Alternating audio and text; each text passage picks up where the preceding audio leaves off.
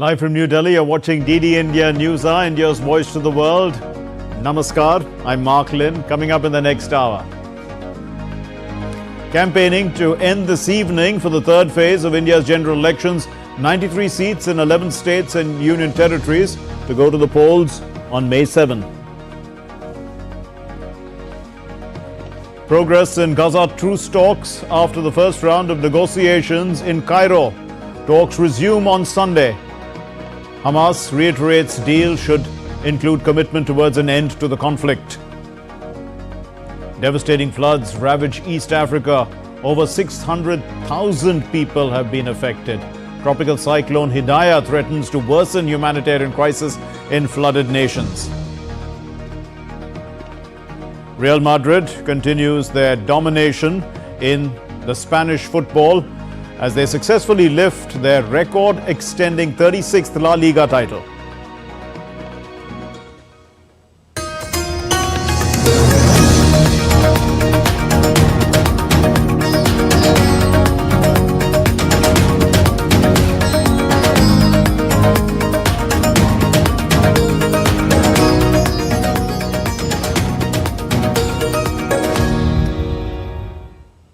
And let's get you the latest on the world's largest democratic election in India.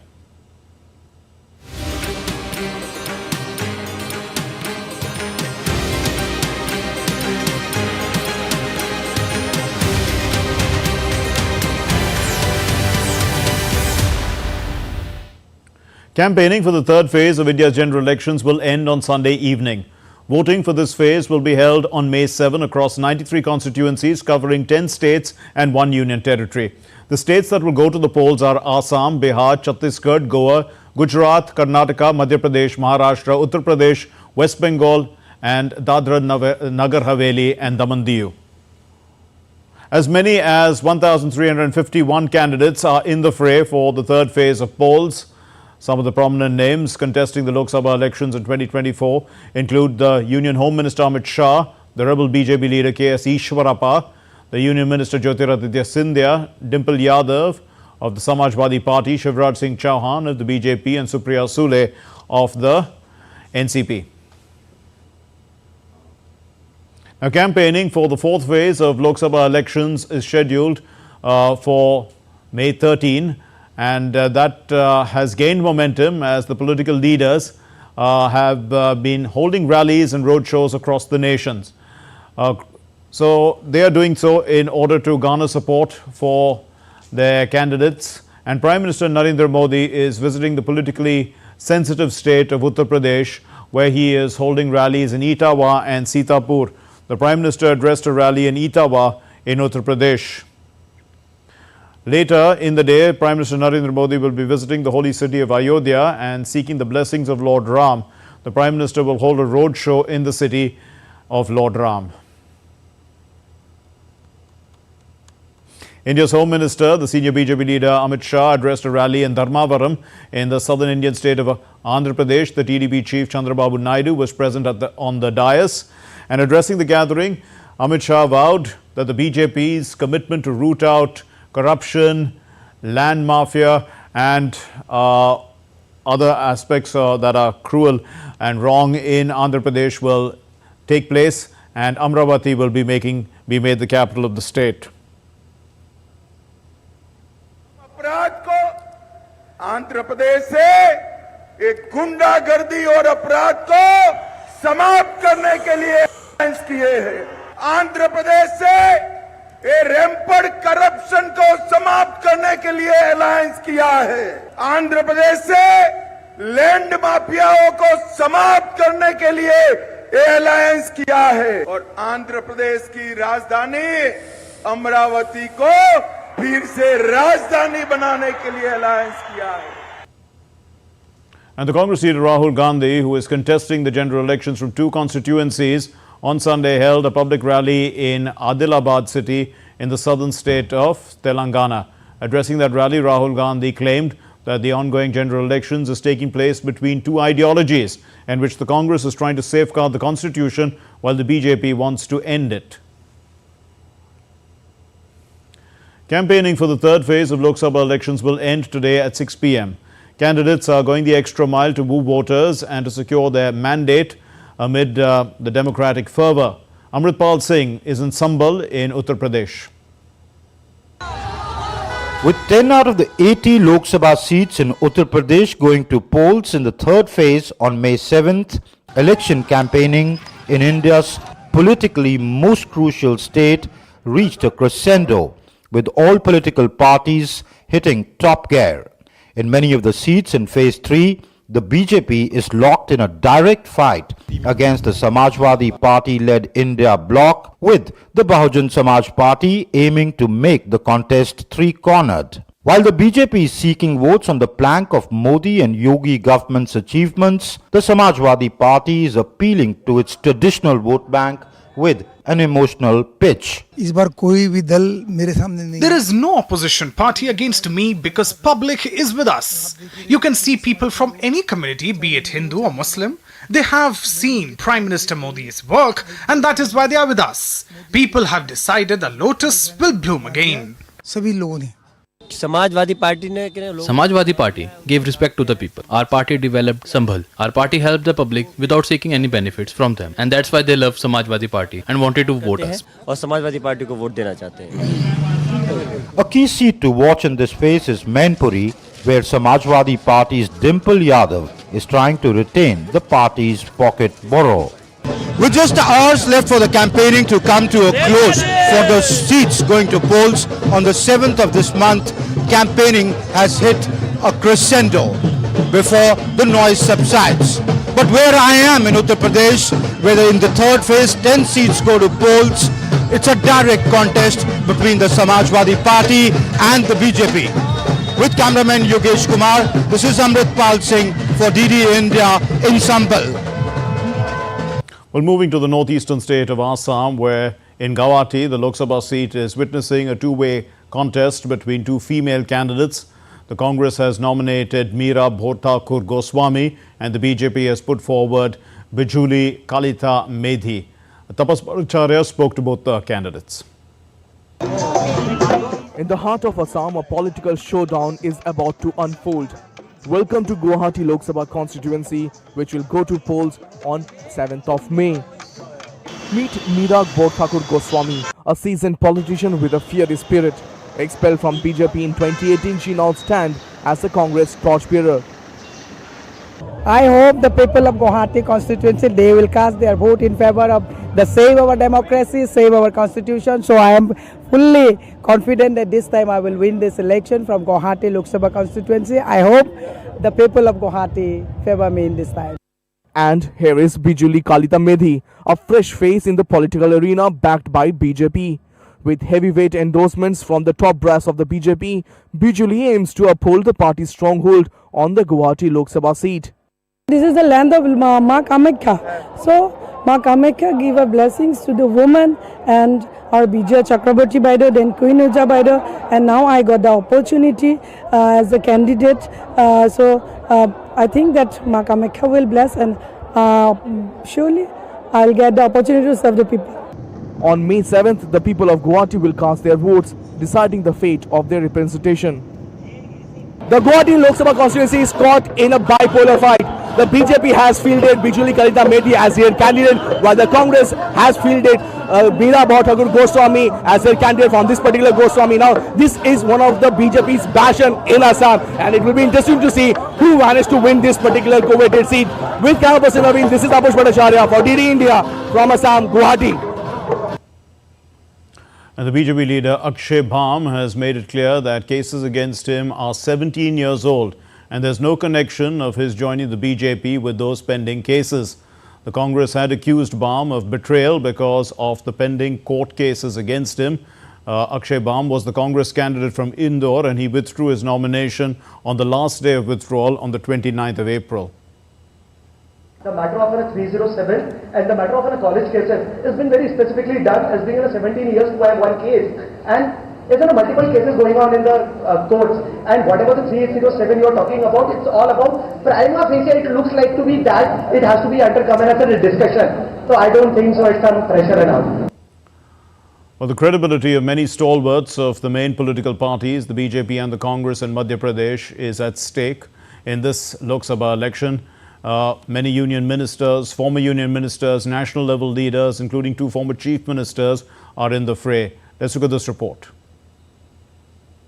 There are 9 out of 29 seats in Madhya Pradesh where big faces of BJP and Congress have contested the elections. 2 former chief ministers of the state, several union ministers and some former union ministers are also in the election race this time. First of all, if we talk about the BJP stalwarts, former MP CM Shivraj Singh Chauhan is once again contesting from the same Vidisha seat from where he was elected MP 5 times before becoming the Chief Minister of MP. He was the Chief Minister of Madhya Pradesh for 16 years. Union Minister Phaggan Singh Kulaste is once again contesting from his traditional seat Mandla.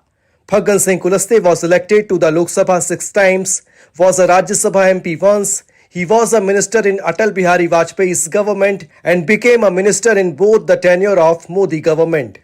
Union Minister Virendra Kumar is once again contesting the Lok Sabha elections from Tikamgarh by BJP. He is a 6th-time MP and has been a minister in the Modi government for 2 consecutive times.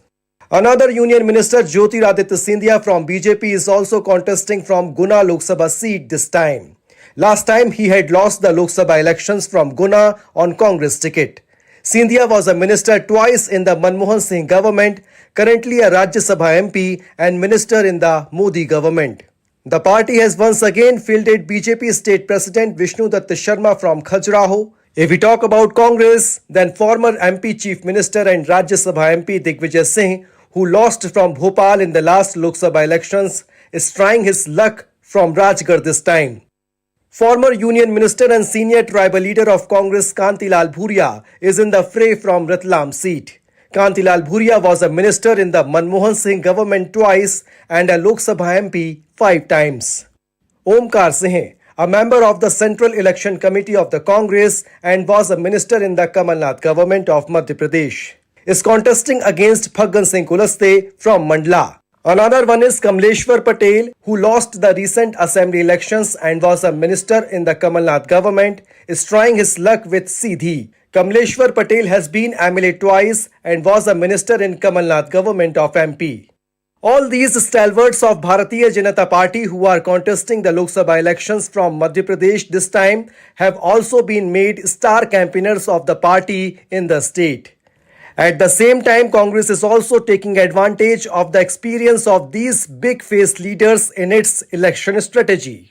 This is not the first time when the credibility of the veterans is at stake in Madhya Pradesh.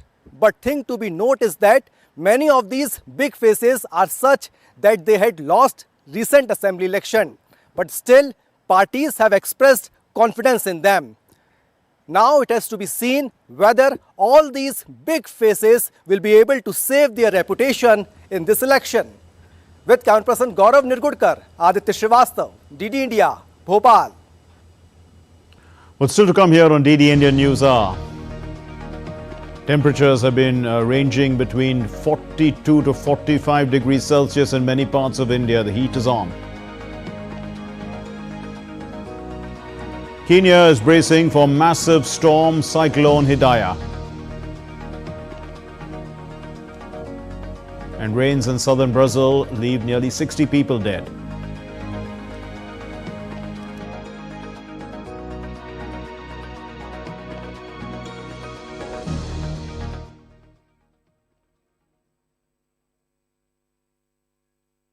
On champion none other than legendary goalkeeper P.R. Sujesh, also known as the Great Wall of Indian hockey. We are just polishing all the areas now. We are just focusing on the best part, the strong areas first, and we are working hard on that. Penalty shootouts often decide crucial matches in hockey.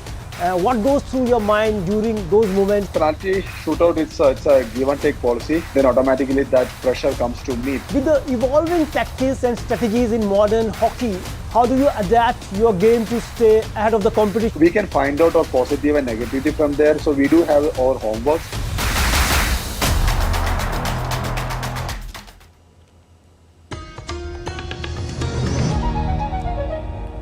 You're watching DD India News Hour. I'm Mark Lynn. As campaigning nears conclusion for the third phase of polling in Karnataka, the focus has now shifted to ensure that the voting percentage remains healthy despite the extreme heat wave that has gripped parts of the country and the state. Now, SWEEP, which is the program that enrolls voters, this is being conducted in villages to encourage the maximum participation of voters. Ravi Daman reports. The ancient 6th century Shiv temple in Enigari village in Dharwad district of southern Indian state of Karnataka is accustomed to traditional diyas or lamps being lit inside to worship the deity. But this evening there are plenty of lights lit up just outside the courtyard. These are not the devotees but the volunteers under the SWEEP program of the Election Commission of India, organizing a small candlelight event for voter awareness. SWEEP, or the Systematic Voters Education and Electoral Participation, is a flagship program of the Election Commission of India to promote voter education and participation in elections. Owing to excessive heat during daytime, SWEEP programs in many districts of Karnataka are being organized during the evening or early morning. Just a few kilometers away from Enigiri, these workers desilting the village pond were in for a nice surprise early in the morning. District administration under the SWEEP program engaged volunteers to make a huge rangoli, a colorful art form prevalent in India, for spreading voter awareness. Umachagi has been identified as a low voter turnout village. The effort here is to ensure that the farmers understand the power of their vote and come out in numbers to participate in polling on May 7th. This village has low voter turnout in the polling booth here in the village. So to address that, we have planned a sweep activity to create awareness about what is the support system, what are the facilities in the polling booth and why they should vote. So we are educating them and motivating them to go and vote on 7th May. Later, a cake was also cut to mark the event and everyone took an oath to cast his or her vote on May 7th. The villagers, reeling under drought conditions, are struggling to cope with the extreme weather and scanty rainfall in the area.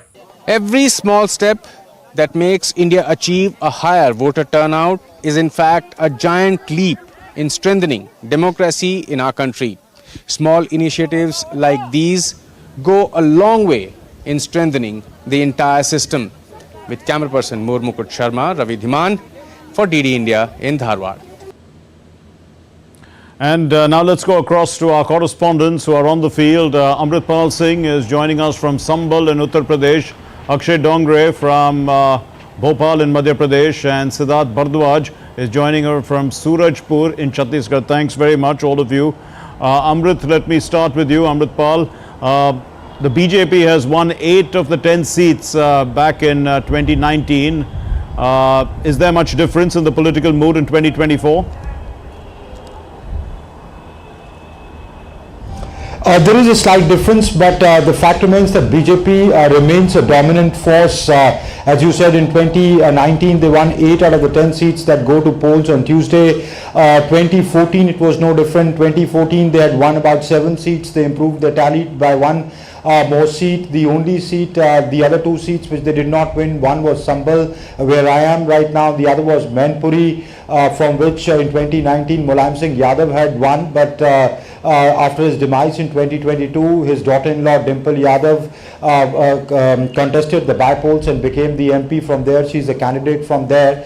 That continues to be a stronghold of the Yadav clan. But you know, it's a tough, close fight in Sambal between the BJP and the Samajwadi Party. At other seats, to you know, broadly, if in a broad brush, if I were to say, it is primarily a two-way contest between Samajwadi Party and the BJP. At a couple of odd seats, the BSP is also a third force, and so making it a three-way contest. But the fact remains that BJP remains the dominant force, and that when I ask people on the street, they say, you know, with the BJP government both at the center and in the state, their works they believe would be more smoother.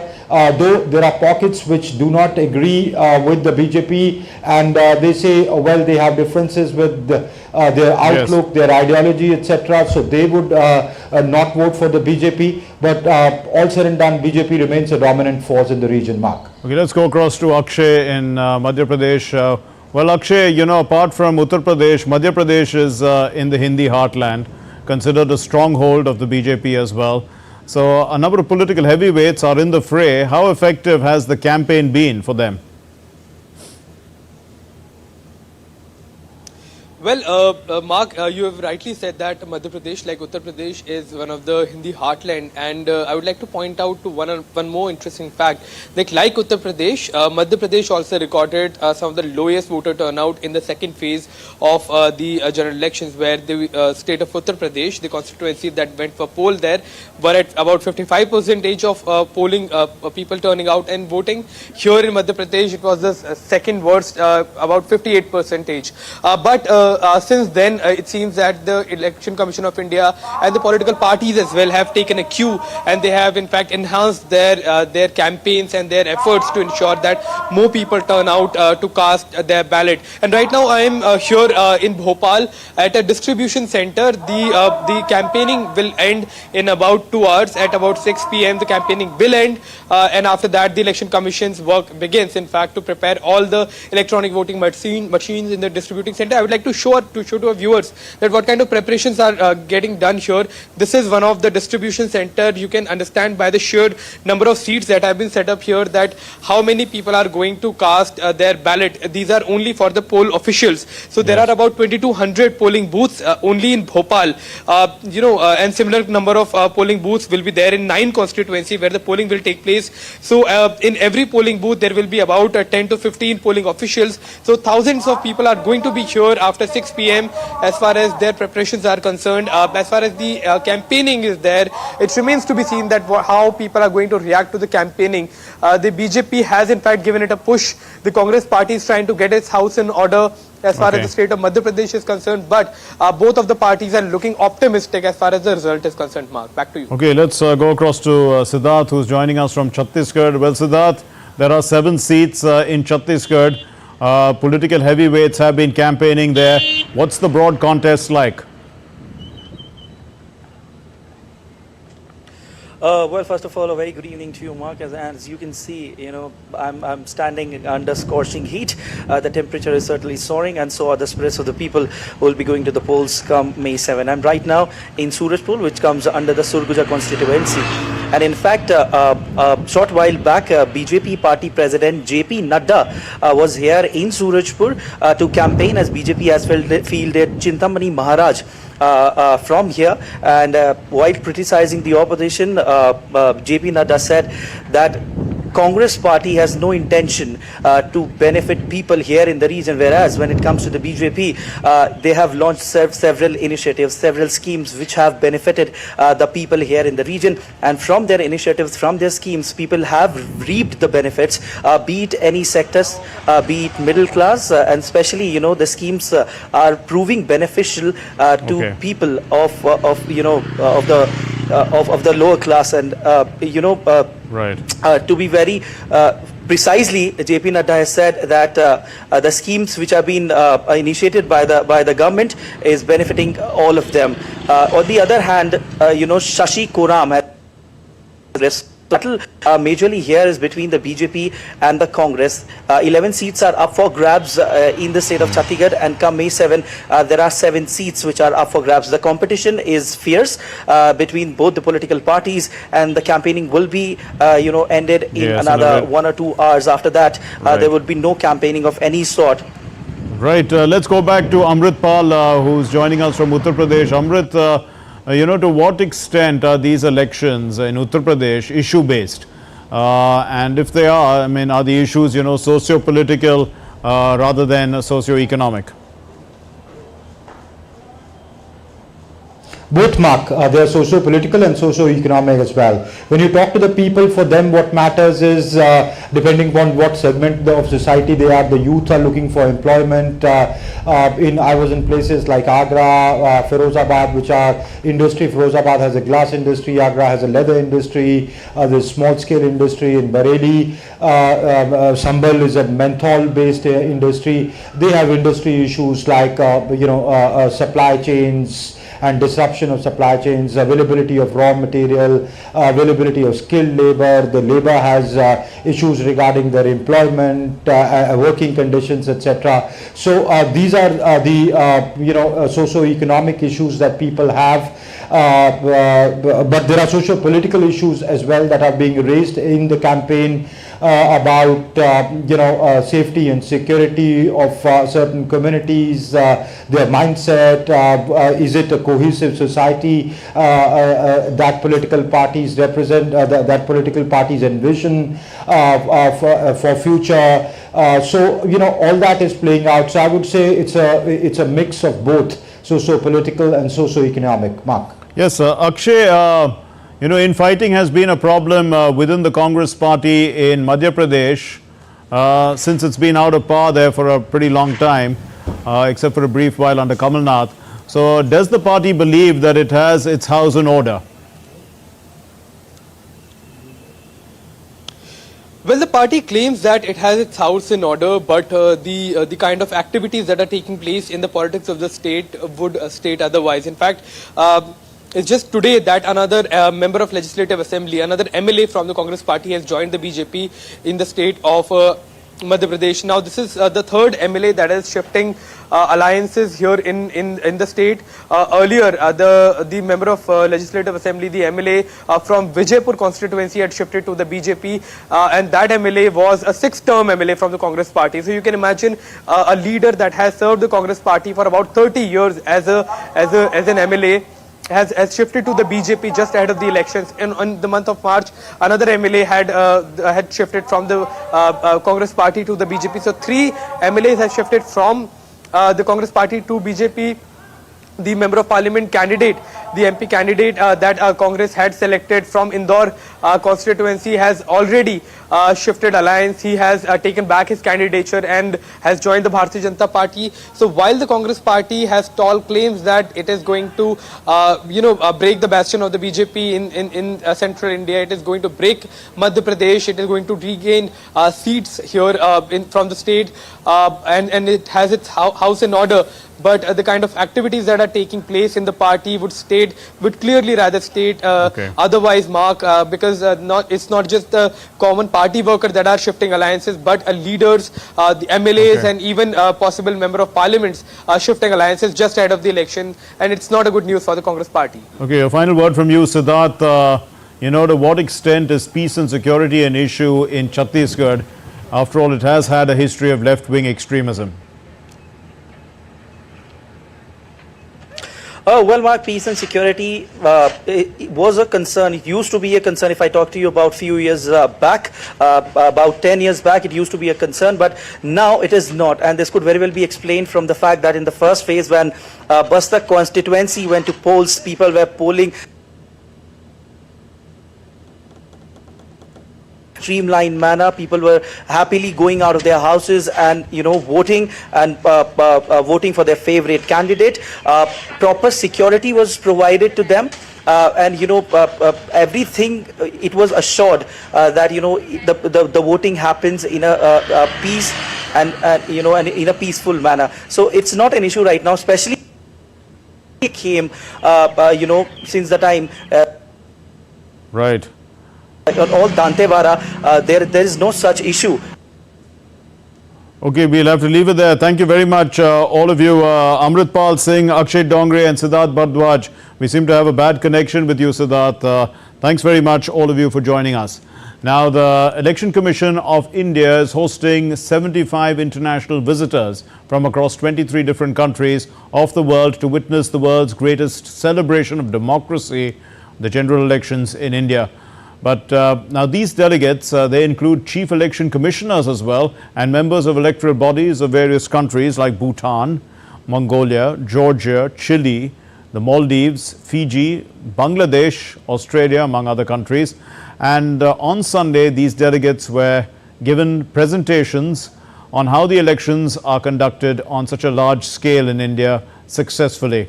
The Chief Election Commissioner of India, Rajiv Kumar, announced that the international guests would also be taken to 6 different states of India to witness the third phase of elections on May 7. It's a matter of great pleasure and satisfaction that on our invitation, the international visitors from 23 countries, more than 75 in number, are here to witness, to do as a visitor our elections. And this is in line with our established policy of disclosing, working from the position of strength, that we have nothing to hide. We have nothing to hide, so we are inviting them. We are saying go to the booths. They are going to 5 cities, 5 states, and they will go even to the booths to see how democratic festival is being celebrated in India in a transparent manner. What's still to come here on DD India News are a landslide win for the ruling party in Togo.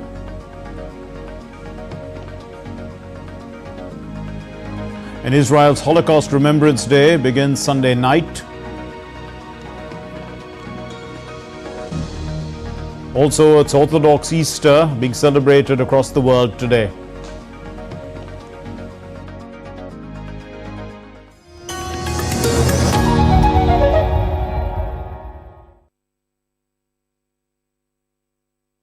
In India, and I think it's time that we reconsidered our consumption patterns. We need to formalize repairs, we need to formalize refurbishments, and by law also they are permitted. It expands their repair network, the consumer gets benefit because it's cheaper and it's accessible, and the guy is able to make a living. Government policies and in fact the road engineering policy says the surface road should have a better product, adding the crumb rubber to the bitumen overcome with its inherent weaknesses.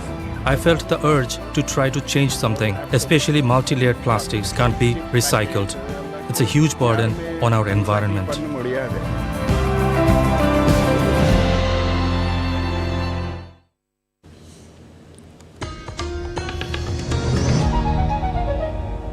You're watching DD India News Hour. I'm Mark Lynn. Now, several Indian states have witnessed maximum temperatures in the range of 42 to 45 degrees Celsius on Saturday, with the heat wave intensity declining in east and other parts of southern peninsular India.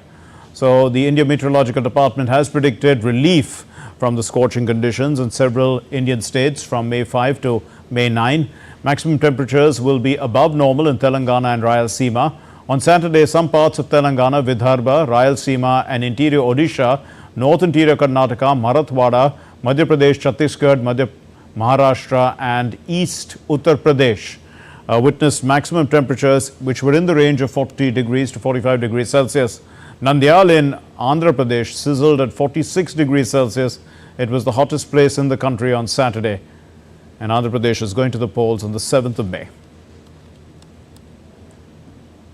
No, in fact, it's going to polls on the 13th of May.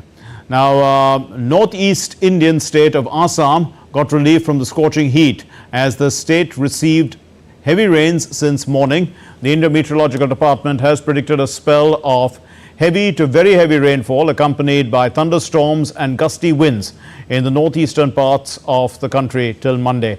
As per the IMD, fairly widespread to widespread light and moderate rains accompanied by isolated thunderstorms are likely over Arunachal Pradesh, Meghalaya, Sikkim, Nagaland, Manipur, Mizoram and Tripura during the next 5 days. And heavy rains in the weather updates now from across the world. Heavy rains in southern Brazil this week killed more than 55 people. The Brazilian president, Lula da Silva, will travel back to the state on Sunday to monitor the rescue efforts.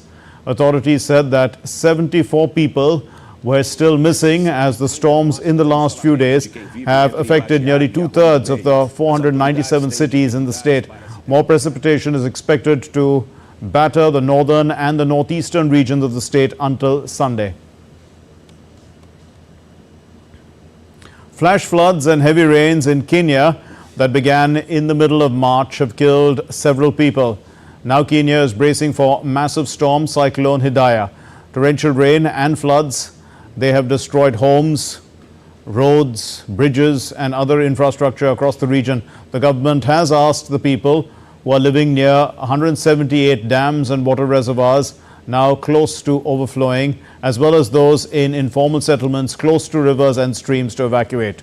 The Nairobi government has also set up 115 camps to host people displaced by the flooding, and they are working closely with the donors and humanitarian organizations also to provide food and other supplies, non-food supplies, to those affected. Floods continue to hit parts of East Africa, impacting thousands of people, including refugees in the region, leaving many of them homeless. Tropical cyclone Hidayah has made landfall on the coast of Tanzania, and the Tanzanian Meteorological Authority, they have reported that several coastal regions have encountered unprecedented rainfall. DD India's Isaac Lucando has more. Record-breaking rainfall of 200 millimeters was recorded in Tanzania's southern region of Lindi, contrasting sharply with the typical May average of 90 millimeters. As Cyclone Hidayah approached the East African coast with maximum winds of 120 kilometers per hour and powerful gusts, ferry services between Tanzania's commercial hub, Dar es Salaam, and Zanzibar were suspended. Cyclones seldom make landfall on Tanzania's coast due to its proximity to the equator, but authorities cautioned residents as Cyclone Hidayah's intensity escalated. In the same vein, the Tanzania Red Cross Society conducted preparedness campaigns along the coast. Heavy rains and flooding in Tanzania over recent weeks have claimed the lives of 161 individuals, with over 200,000 others affected. In neighboring Kenya, the government says 70 deaths have been reported since the onset of the rainy season in March. While Dar es Salaam has largely been spared from the cyclone's effects, further rain is anticipated. The East African region remains highly susceptible to climate change, with El Niño projected to persist through May. Isaac Lucando in Dar es Salaam, reporting for DD India. Togo's ruling party has won 108 out of 113 seats in parliament. This is according to the final provision results of last month's legislative election, which were announced on Friday. The sweeping majority, in fact secured by President Faure Gnassingbe's UNIR party, follows the approval of the controversial constitutional reforms by the outgoing parliament that could extend the 19-year rule of the current leader. So the new charter was adopted in March, and it also was introduced as a parliamentary system of government, meaning that the president will be elected by parliament instead of by the people directly, universal suffrage. Opposition parties were hoping to gain seats in the April 29 vote to enable them to challenge the UNIR party after they boycotted the last legislative poll and left it effectively in control of parliament.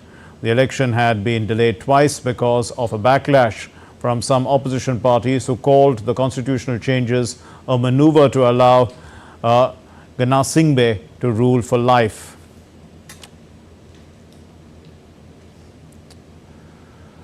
Efforts have intensified to secure a deal for a ceasefire in Gaza and the release of hostages, with talks resuming in Cairo on Saturday. Hamas's negotiators have returned to the Egyptian capital to resume long-running talks brokered by Egypt and Qatar that would temporarily pause Israel's offensive in Gaza in return for freeing hostages. Hamas is insisting that any deal makes a specific commitment towards an end to the conflict, but Israel is reluctant to agree while the group remains active in Gaza. Israel's Prime Minister Benjamin Netanyahu has repeatedly insisted there will be a fresh military ground offensive in the southern Gazan city of Rafah, even if a deal is agreed. Thousands of protesters rallied in Tel Aviv on Saturday, demanding a release of around 130 hostages still held in Gaza.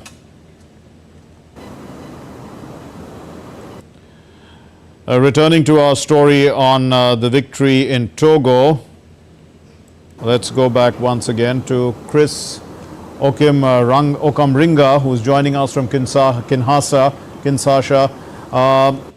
Chris, will the opposition accept these results, and do they have any legal options available?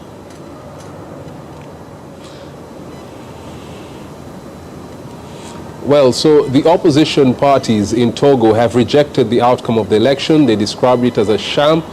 They cited ballot stuffing, delays in starting the vote, and said the whole process was flawed because of changes to the constitution that were made earlier in April, which allowed the president to gave the president a new position known as the president of the Council of Ministers. So they are saying they're not going to accept it. They're going to go to court to challenge this outcome, and that is the law in Togo, which allows them to to file a case.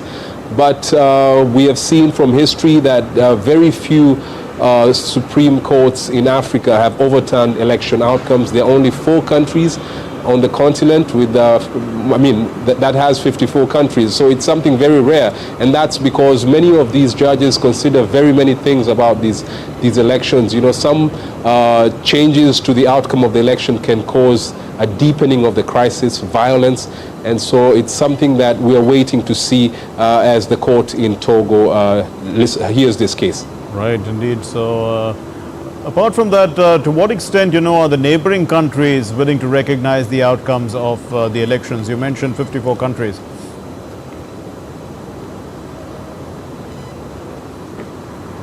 Well, so we haven't heard from the neighboring countries the congratulatory messages that come normally after presidents are elected, but it's very unlikely that they will, disagree with what the Electoral Commission has said, because many of these neighboring countries like Burkina Faso, Benin, Ghana have had similar challenges in the past. Their democracies are still young. They have had challenges. The ruling governments have always had a lot of sway in how the voting turns out, and so they will not want to, interfere or meddle in the internal affairs of a neighboring country.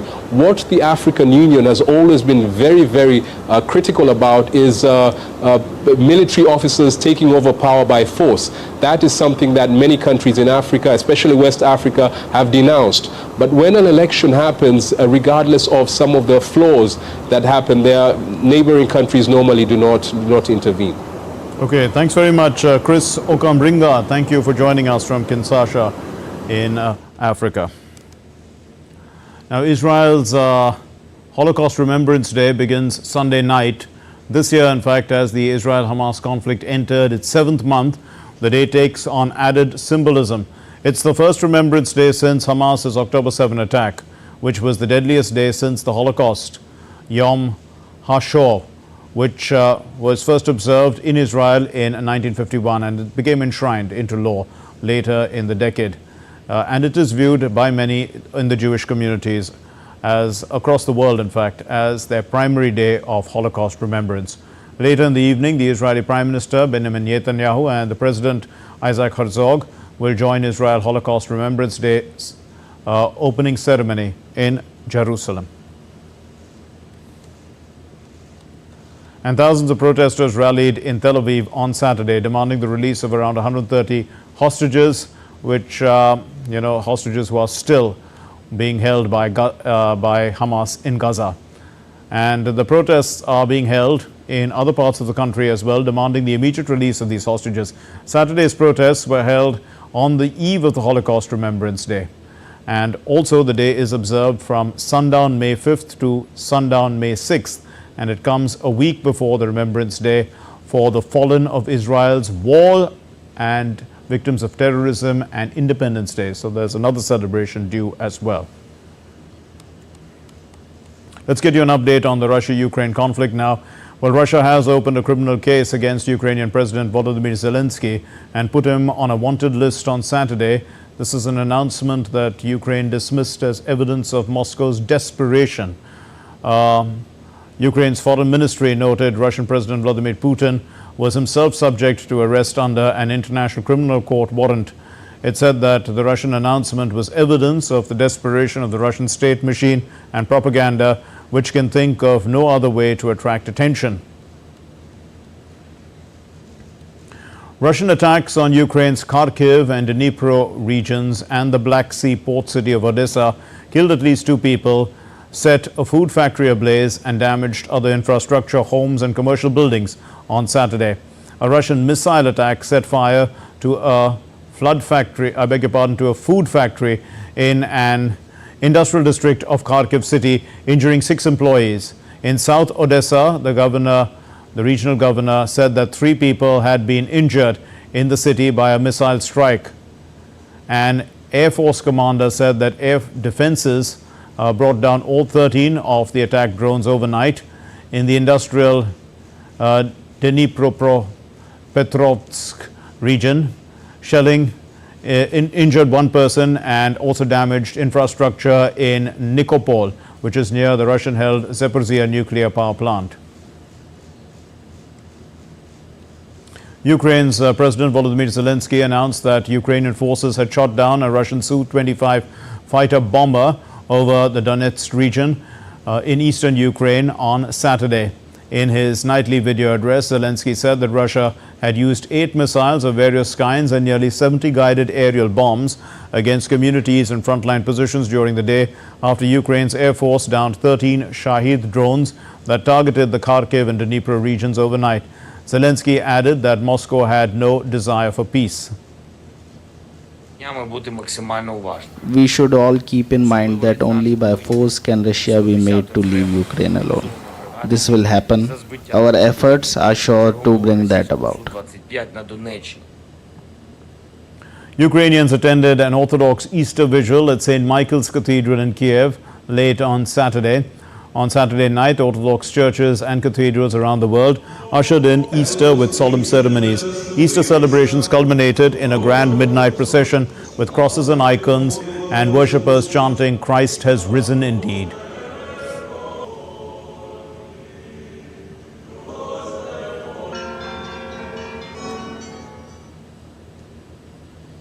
Russia's President Vladimir Putin attended the Easter Mass led by the Patriarch Kirill overnight on Saturday through Sunday at Russia's main Christ the Savior Cathedral in central Moscow.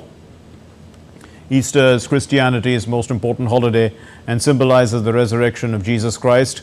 Putin joined the believers for the overnight vigil in the company of Moscow Mayor Sergei Sobyanin.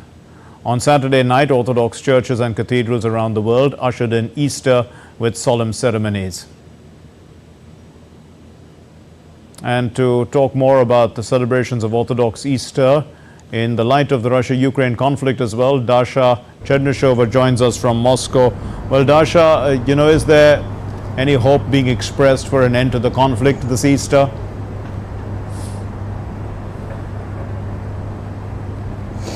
Not really at this stage. As we understand, the Russian authorities have not even proposed the possibility of holding the ceasefire for the time of the Orthodox Easter, as it was the case, for instance, in 2023, when the Russian Orthodox Church has proposed to have the Christmas ceasefire to allow the Orthodox Christians in Ukraine and in Russia as bordering regions to have the proper celebration of Christmas. This time, Moscow is not doing that, saying that there is no readiness on the side of Ukraine to hold this ceasefire, and also no readiness on the Ukrainian side to hold any sort of peace negotiations. Now, we have heard from the Russian Ministry of Defense on this Easter celebration day that yet another village in the Donetsk People's Republic has been taken by the Russian armed forces. So at this stage, as we are seeing, there is no hope for the end of this conflict, as Moscow insists that the weapons that are flowing to Ukraine from the Western countries are only prolonging the conflict.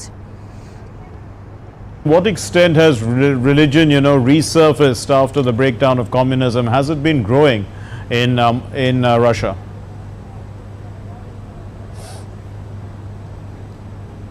Absolutely, and we can say that it is also used to unify the Russian people in the Russian society. We have seen the Russian President Vladimir Putin attending services at the churches in Russia, be it Christmas or be it the Easter celebration. The Russian President is attending those. Now, we have heard from the Patriarch of Moscow and Russia, Kirill, saying that the Russian President has played a very important role in unifying the Russian society and also using religion in that. Now, we have seen many people people, and this number has been growing year by year, attending those services at the Russian cathedrals and churches, but also paying the tribute to their ancestors on those Christian holidays. So certainly the religion now plays a far more crucial role in the Russian society than it was under the Soviet rule. But if you look at the statements that have been made by the Russian politicians on Easter, you can certainly see that it is used as the tool of unifying the Russian society. And some of the clerics within the Russian Orthodox Church given interviews on Easter have suggested that Easter does give the hope that there will be the end to the evil. By that, many are also understanding that this is the end to hostilities. Obviously, Russia's understanding of the conflict in Ukraine is that Russia is fighting against the NATO countries, not just Ukraine. Very much, Dasha Chernyshova from Moscow. Still to come here on DD India News Hour. Carlo Ancelotti's side win their 36th La Liga title.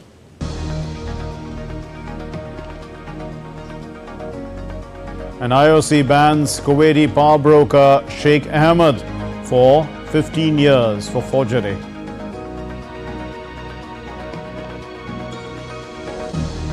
Also, Mystic Dan wins the 150th Kentucky Derby. It was a photo finish.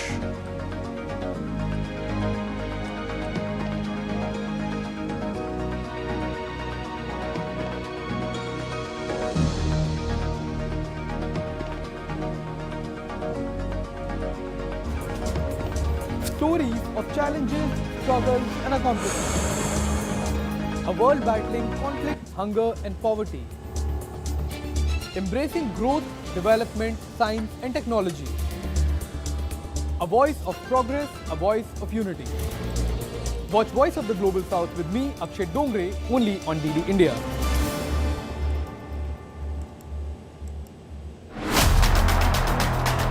Joining us today on Champions Speak is none other than legendary goalkeeper P.R. Sujesh, also known as the Great Wall of Indian Hockey. We are just polishing all the areas now. We are just focusing on the best part, the strong areas first, and we are working hard on that. Penalty shootouts often decide crucial matches in hockey. What goes through your mind during those moments? Penalty shootout, it's a give and take policy. Then automatically that pressure comes to me. With the evolving tactics and strategies in modern hockey, how do you adapt your game to stay ahead of the competition? We can find out our positive and negativity from there. So we do have our homework.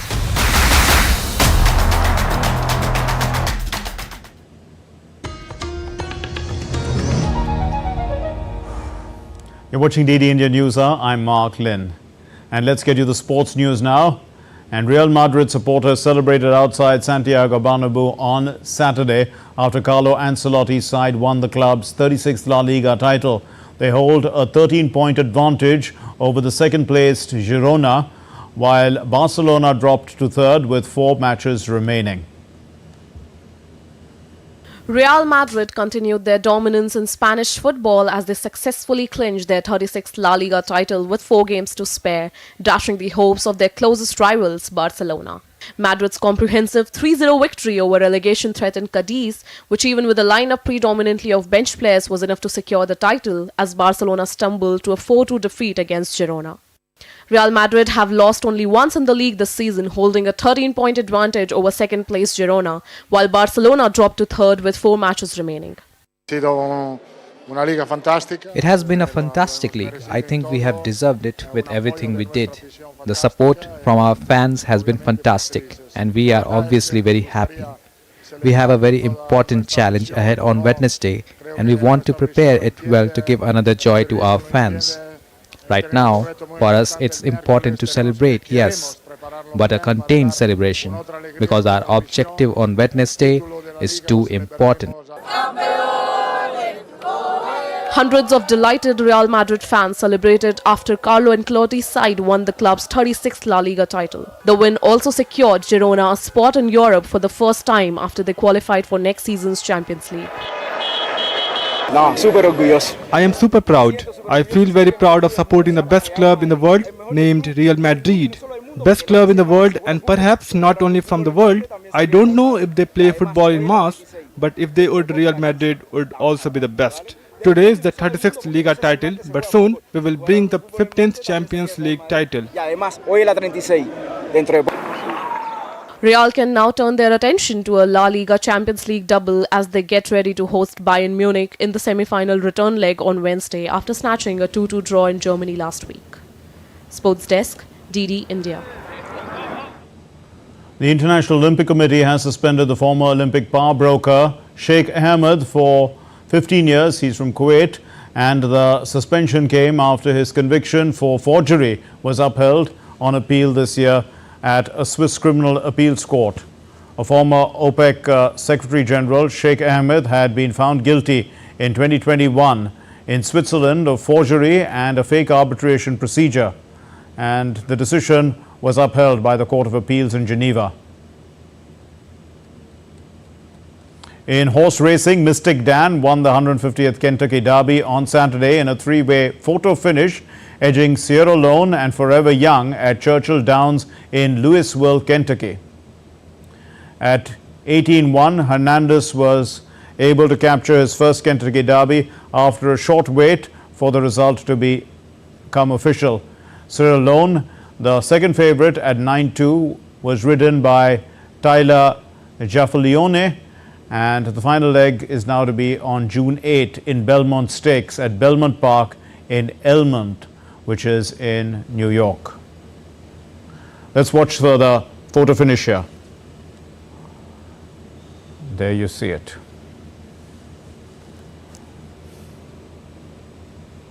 Well, that's all we have in this edition of DD India News Hour, but let's know your thoughts on the news of the day. For those on the go, you can always get the latest news and updates from India and across the world on DD India mobile app. The app is available on both Android and iOS platforms. Scan the QR